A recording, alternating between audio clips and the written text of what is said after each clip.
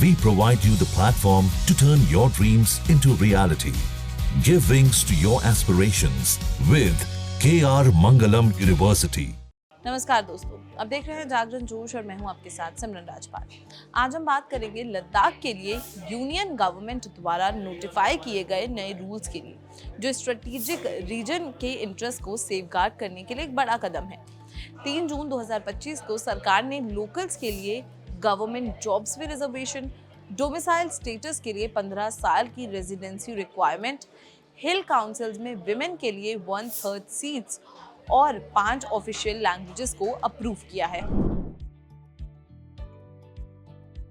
2023 में union home ministry ने junior minister Nityanand Rai की अध्यक्षता में एक हाई पावर्ड कमेटी बनाई थी।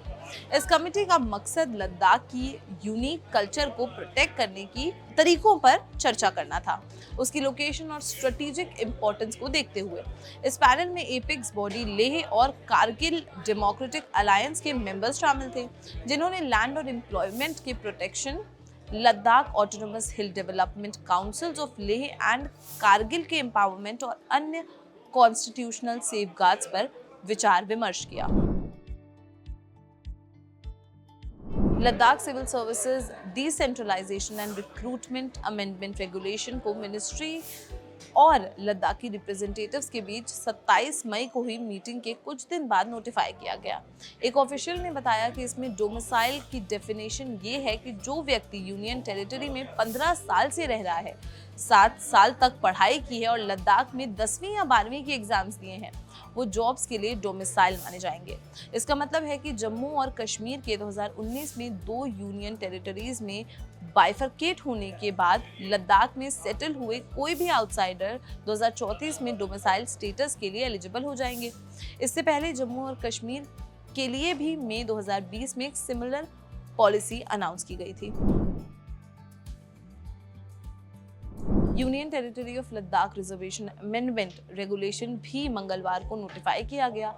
इसमें कहा गया कि रिजर्वेशन किसी भी हाल में अवेलेबल वैकेंसीज के 85% से ज़्यादा नहीं होगा, इकोनॉमिकली वीकर सेक्शंस के रिजर्वेशन को छोड़कर। ऑफिशियल ने बताया कि 80% वैकेंसीज रीजन की मेजॉरिटी शेड्यूल्ड ट्राइब्स के लिए रिजर्व्ड है, 4% लाइन ऑफ एक्चुअल कंट्रोल या लाइन ऑफ कंट्रोल के किनारे रहने वालों के लिए, 1% शेड्यूल्ड कास्ट के लिए और 10% इकोनॉमिकली वीकर सेक्शंस के लिए। मिनिस्ट्री ने डिस्कशंस के दौरान लोकल्स के लिए 95% रिजर्वेशन प्रपोज किया था। तीसरा नोटिफिकेशन हिल काउंसिल्स में विमेन के लिए 1/3 सीट्स रोटेट करने का प्रोविजन करता है, अलग अलग टेरिटोरियल कॉन्स्टिट्यूएंसीज में। लद्दाख ऑफिशियल लैंग्वेजेस रेगुलेशन ने इंग्लिश, हिंदी, उर्दू, भोती और पुर्गी को ऑफिशियल लैंग्वेजेस के रूप में रिकॉग्नाइज किया है।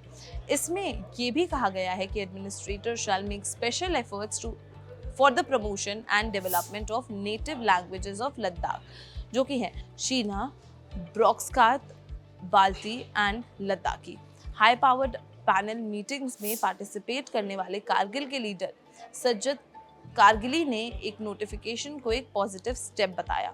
उन्होंने कहा, गवर्नमेंट ऑफ इंडिया द्वारा दी गई सभी अश्योरेंसेस को बड़े पैमाने पर पूरा किया गया है। मेरा मानना है कि इससे अब लोकल यूथ को लद्दाख में एम्प्लॉयमेंट मिलेगा, जो पिछले 6 सालों से डिप्रेशन में थे क्योंकि कोई रिक्रूटमेंट नहीं हुई थी। कारगिली ने यह भी कहा कि पब्लिक सर्विस कमीशन स्टेटहुड और कॉन्स्टिट्यूशन के 6th शेड्यूल में शामिल करने जैसे अन्य डिमांड्स पर भी चर्चा जारी रहेगी।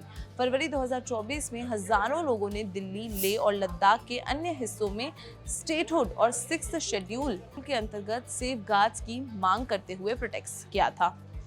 लद्दाख को लेकर ये नए रूल्स आपको कैसे लगे, हमें कमेंट सेक्शन में जरूर बताएं और अगर ये वीडियो पसंद आई हो तो इसे लाइक और शेयर करना बिल्कुल भी ना भूलें। मिलते हैं अगले वीडियो में। नमस्कार।